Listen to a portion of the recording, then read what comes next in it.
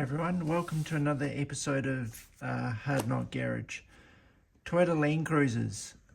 So a friend of mine asked me if I could show him or do a video on how to lift and lower them. So I've got a few still in stock, not for sale, just in case anyone's asking. But these are the Road Legends Toyota Land Cruisers. So there's a silver, a nice blue, which is my favourite colour of them, and this green, which isn't too bad. Now, what I've actually got is one I've kind of prepared earlier, or had lying around in the garage. So one of the questions was how to lift them. Okay, so I can show you how to do that, and I'll talk about a few other bits as well.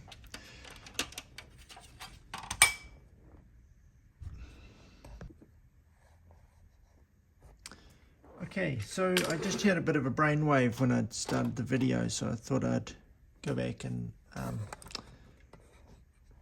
get something out of the box. So this one's a factory standard Land Cruiser by Road Legends. This one's modified. Now, it doesn't have any wheels on it because I've taken them off to use for something else, but this one here is essentially a lifted version. A little bit hard to tell, obviously, without the wheels, but it would sit up higher than the factory one. So what I'll do first, I'll show you how to do the to do the lift on the suspension. So underneath, these have a separate ladder chassis. I have another one here, which is quite nice. There are just some bolts. There's two at the front, two in the middle, and two at the rear. And once you take those off, the chassis should come off. You may snag the steering a little, so just be a wee bit careful of that. Now, you don't have to take the chassis off to do the lift, which is good news. So for the lift, there are two solid axles at the front and the rear, and each one has, so that the back one, the whole axle moves. The front is a little bit different, just the wheels move up and down, and I'll talk about that later because I can show you a way to free up that quite a bit. So to remove them, basically just unscrew the two screws on the bottom, and then that will just lift out. So there's the axle.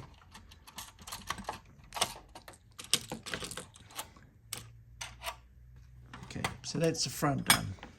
So you've got the two wheels, and oops, that's come off. So what happens is this is basically like your spring holder, and the wheel hub moves up and down. Okay, it's not too bad, but it's quite sort of restrictive in how it moves, particularly when you get to lift it. Now, the basics of lifting are, if I show you on the front first, you put a bigger spring in. Okay, this one's quite a soft spring. I'd probably use something a little firmer, but this was just one I found lying around. So you can see that this other spring's about a 25% bigger. Okay, and you could put bigger ones in, but essentially you put those in, and then you reassemble it.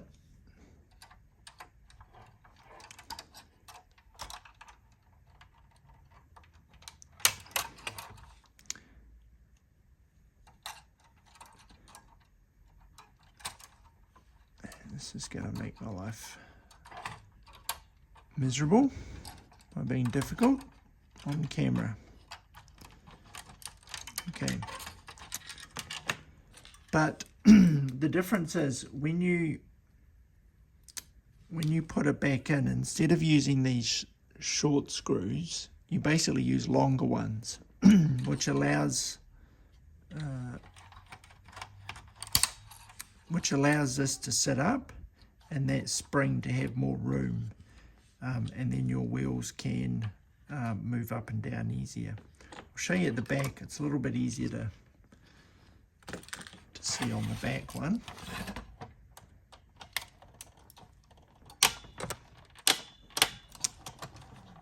It does not want to come off.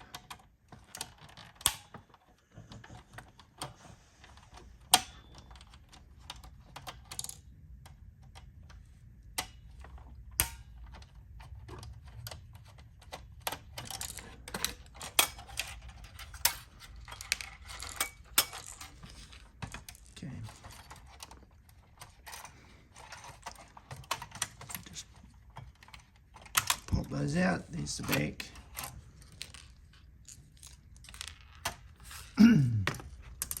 Okay, so I put the bigger springs in.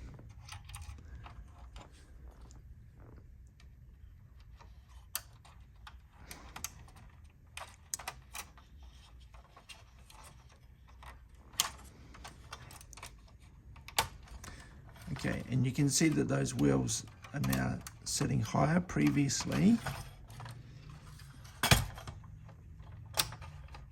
they were sitting about there, and now they're sitting up there. So you can obviously put bigger springs in and or spacers if you wanted to. If you start getting too big though, what you're going to need to do is to cut and lengthen these struts. Otherwise the wheels start coming too far forward. So that's just something to think about if you're getting into a really big lift. I can show you on this one how I've done this.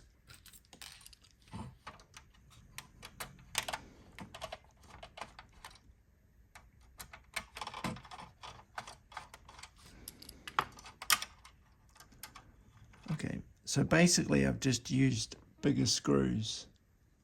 These are actually ones off Maisto cars, I think, that they used to hold them into the box. But any kind of screw that works. So that screw sitting in there, I just pop it back in.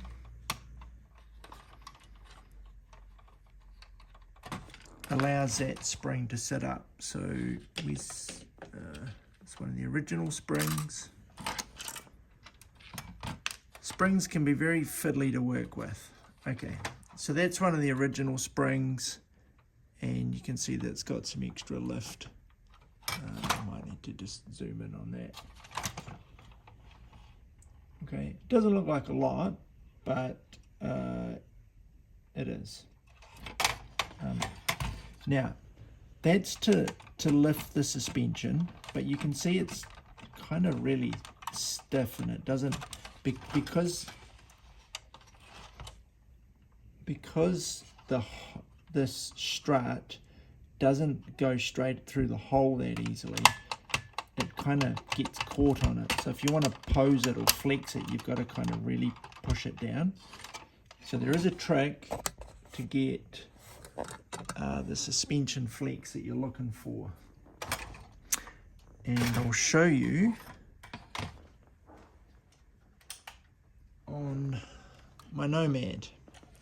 Now I'm going to show you on my Nomad because it has a Toyota Land Cruiser chassis, and you can see that this is quite good flex, and if I put something under the wheels, it will flex reasonably like a real car. Okay, whereas the Land Cruisers with the stiffer suspension won't do that. So if I flip her over, Now, what you might notice is that there's no strut in here. If I go back to the original one, okay, so these bits, I've cut them off, okay. I've done the same on the back as well. So when you look at the back, there are just springs there. Okay. Now, if I was going to make this a bit more accurate, I would add shock absorbers to it as well, and possibly a stabilizing bar. But you can see that that's there. So the question is, if you do that, how do you hold the springs in? So you can see I haven't actually held them in on that part of at the front there, but basically what I've done is used a heat glue gun to glue them in. You could do it with super glue or something else, but the heat glue gun works reasonably quickly, and it's a little bit easier to get the springs in and move them around before it sets, whereas super glue gets a bit messy. I could glue them to the suspension as well, but that does get a little bit more fiddly, and I'll show you why.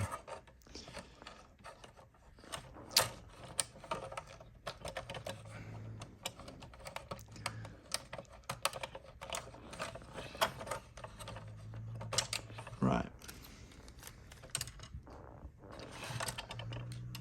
So remember on the original suspension,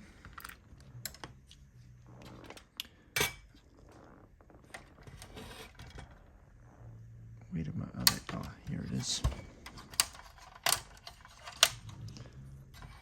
Okay. So on the original suspension, the wheel hub sits in there. So if my dog always decides to sleep and snore in these videos. So if you don't have that strut in there and the screw, there's actually nothing to hold the front suspension on. So what I use, I think the M3 or similar would be 1/8, I think 1/8 or 3/8 bolts. But I'm going to go with M3 because I definitely know that the M3s. Okay, so I put a bolt in that's probably, it's actually about say a 20mm bolt. Put the 20mm in the top, put the steering on, hub on, and then I bolt that in. Now I could use a shorter one, like maybe a 16 or something. 16mm if I can get them.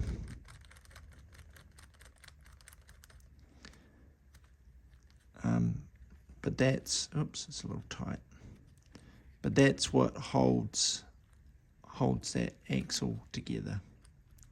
Okay, it's a little loose on the other side.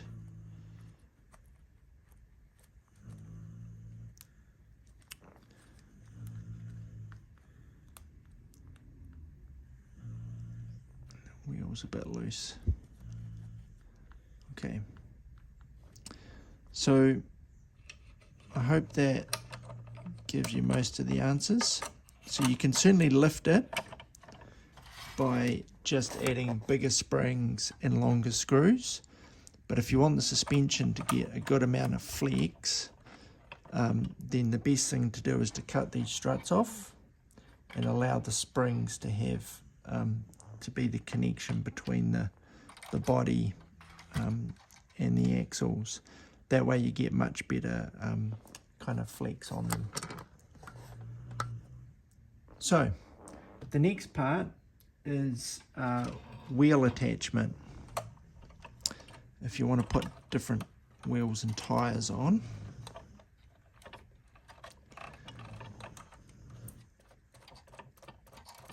So I'll just try and get this wheel off.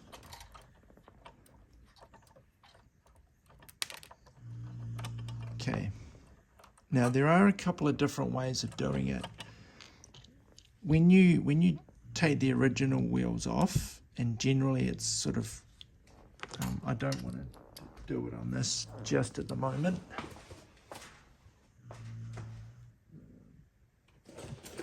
But basically, the usual method is sort of 2 flathead screwdrivers, and like that.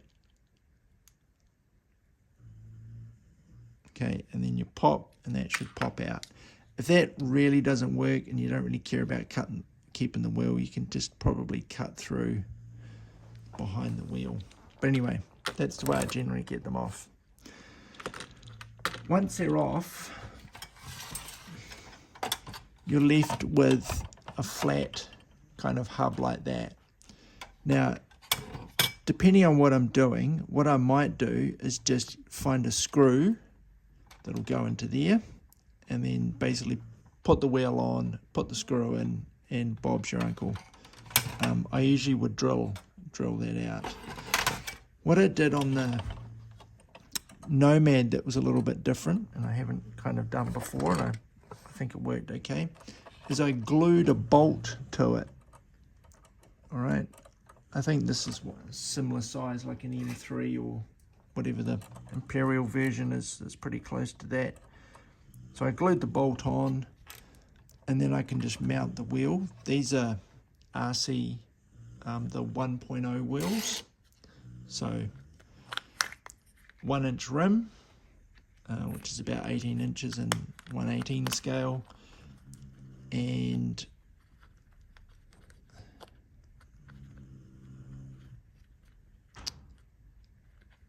yep, and so they generally kind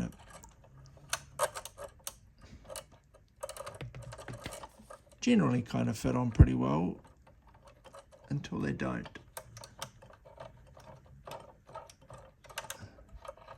Not sure why that's deciding to be difficult. Okay, and then you just put your bolt on, or your nut on, sorry.